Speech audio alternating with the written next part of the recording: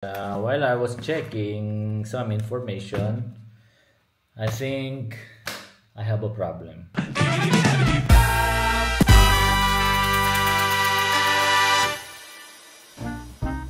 What are you doing? Ciao, Daddy. Ciao, ciao.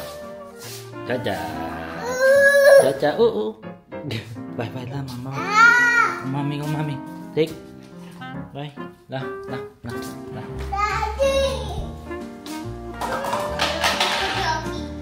Okay. Ciao. Ciao.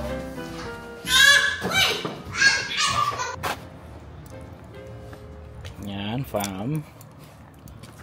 So, papunta ko ngayon sa post office. Kasi, kailangan ko nang i-renew yung aking residence permit. Yan, kasi may expire na aking residence permit in 2 months. So kailangan ko na siya i-renew 2 months before ng expiration, kasi also lalabas kami ng bansa in October and November. So kailangan ko ng bagong permesso de soggiorno, bagong residence permit. Yan. And and nag-aantay din ako, guys, ng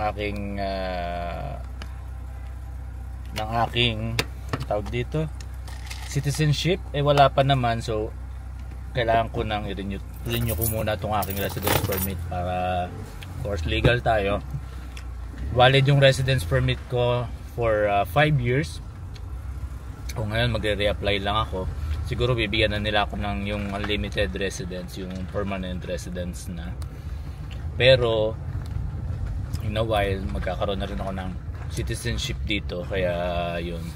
Pero kailangan ko kumuha ngayon dahil nga lalabas kami ng bansa. Better safe than sorry, no? Later. Alright, so kasi ganun dito mag-renew, guys. Sabi ko sa post office, hindi sa City Hall. Kasi ang pagre-renew, pwedeng padaanin sa post office. So, kukuha ka lang doon ng form, ang tawag doon yellow kit, and then you fill up requirements, you put in the envelope. Ito yung envelope, guys, yan yung envelope, and then you send it via post office. Ganun lang kadali mag-renew, no? Pero kailangan ko munang dumaan sa tabakeriya kasi kailangan ko ng stamp, 16 euro stamp. Yun, so kailangan kong bumili ng stamp ng 16 euro kasi kailangan i-attach dito sa tawag dito, kailangan i-attach sa forms. So kailangan ko bili muna ako dito sa tabakeriya, tawag namin dito. Alright,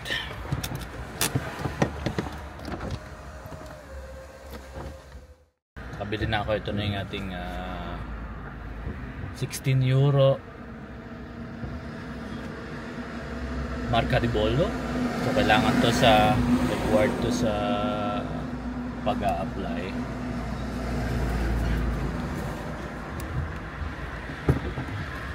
Yeah, so dito medyo mahirap bumaba. So pupunta na ako ngayon sa post office. Oh, may ano dito, mukhang may sunog may fire truck. Yeah, right, guys. So pupunta na ako sa post office. Let's see kung kompleto ko ng requirements and matapos ko ngayon yung magre-renew. Malapit lang dito lahat, guys, ng malapit lang yung post office sa amin. Yan, sana, guys, talaga this year expect ko yung tawag sa akin ng City Hall for my citizenship this November, kasi magwa 1 year na yung application ko. Magwa 1 year siya this November. Yun, so ang process nun, sabi nila ang process para sa akin it's 1 year. Usually 3 years, pero nababawasan siya kasi pag may anak ka na Italian, nababawasan yung years. So hopefully 1 year lang yung process and maayos na yung citizenship. para much better sa mga bagay-bagay, no? Yan, para magkaroon tayo ng mas madali mag-travel, no? Magkaroon tayo ng super travel. Pwede na tayo pumunta kahit saan. Kasi plano namin pag nagka-citizenship na ako, guys, ang plano namin it's magpunta sa Japan. Yan, Japan. Tapos bisitahin ko yung kapatid ko sa Amerika. Yan, ang mga plano natin, no? Pag nagkaroon tayo ng Italian passport. Kasi after ng Italian citizenship, pwede na ako mag-apply ng passport.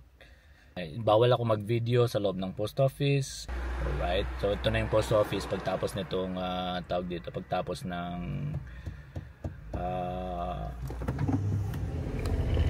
semaforo ng stoplight. Yan, ito na yung post office. Alright, dito na. Dito na tayo. Post office. Sana bukas Yes, I think it's open. Mga sasakyan. So must be open. Alright, time to park. Okay, see you in a bit, guys. So na-process ko na yung aking renewal ng aking residence permit. So I have fingerprinting on November. So doon na nila ibibigay yung aking residence card. Yes. So everything is okay. Kaya okay. Kaya I'm happy that everything finally na bawasan na ating mga iniisip. And then what else? Ang sunod natin na kailangan puntahan ay Rome. Yan, by next week pupunta ako ng Rome para sa report of birth ni Noah at saka ni Dylan. And para maasikaso rin yung kanilang passport, Philippine passport. Yan. So magiging dual silang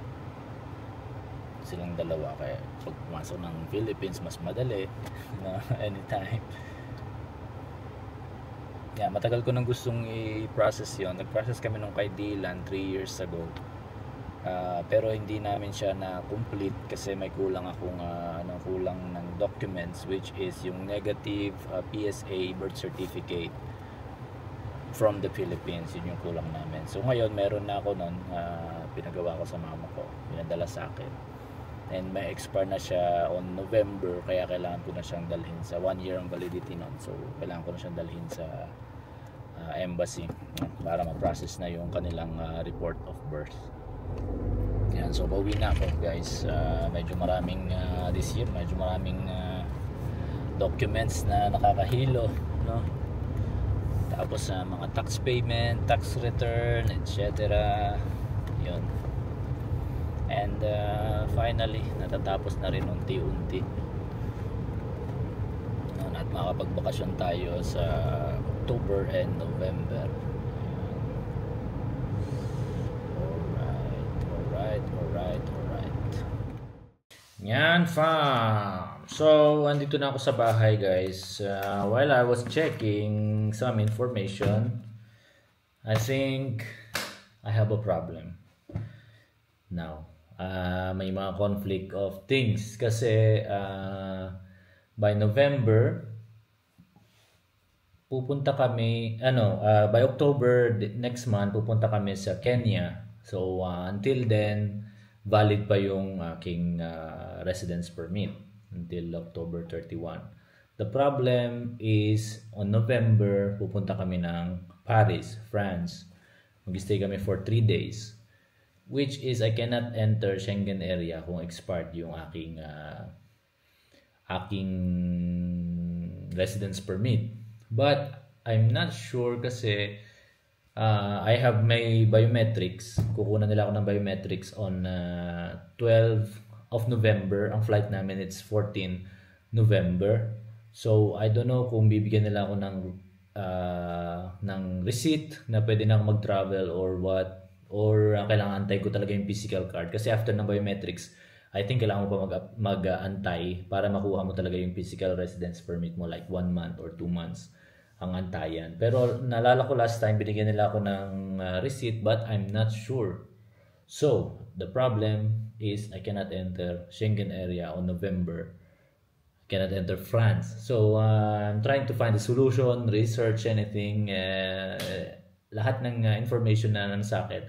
You cannot enter any Schengen area. You can exit and enter Italy from other country, not from Schengen area.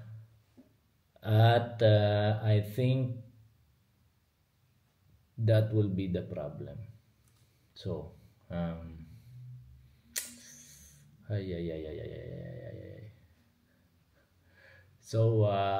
yun ang problema. So I have to understand what should I do.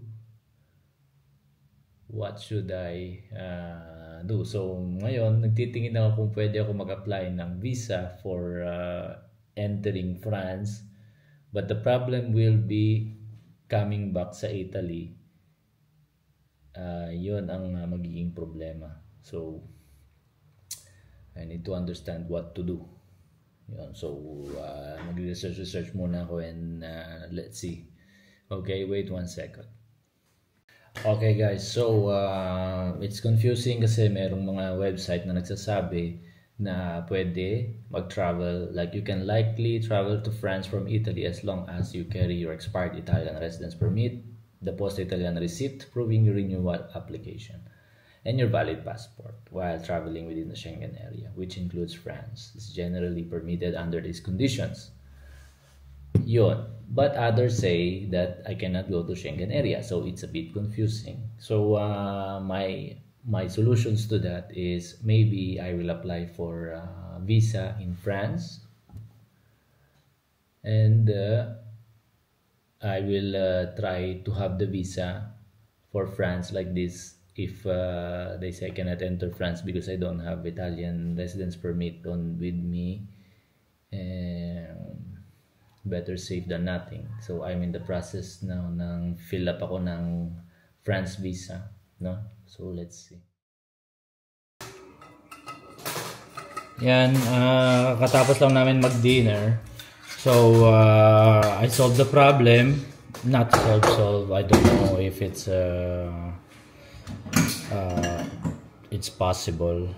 So ngayon medyo stress, medyo overthinking tayo, no?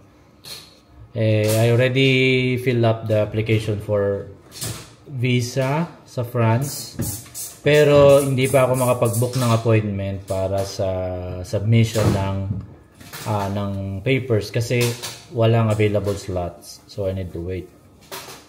And nag-message na rin ako sa immigration office dito kung anong pwede kong gawin, kung pwede mapabilis or kung pwede mag-travel. So yun, stress na ako kasi kailangan nang bumili ng ticket. And when you want to buy the ticket? Today? Ayan. So kailangan nang bumili ng ticket but hindi pa makabili dahil dapat malaman muna. Kung hindi talaga kaya, sinan silang aalis. Yes.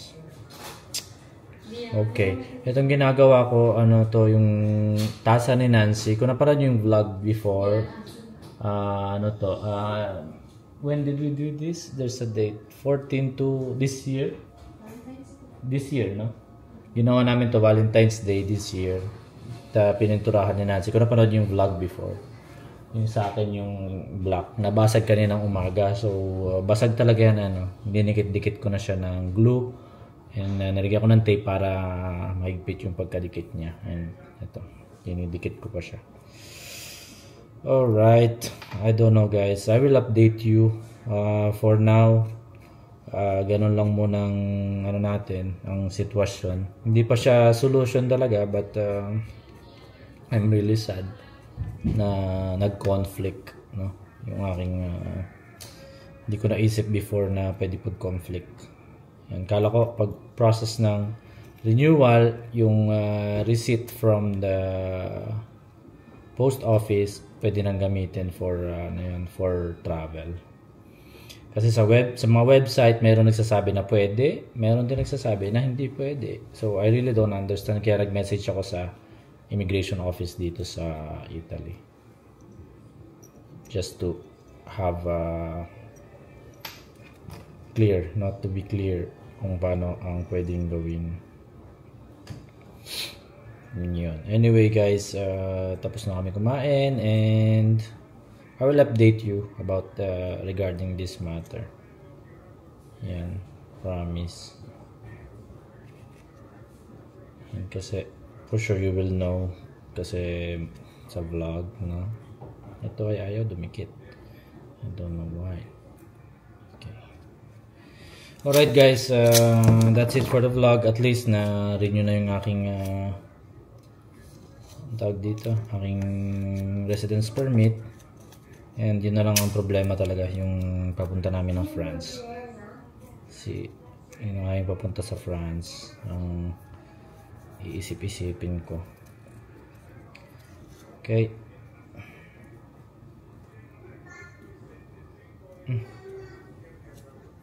Okay, dikit ko na rin to dito para ano na siya. Good night guys, thank you very much for watching and see you on the next vlog. Ciao ciao.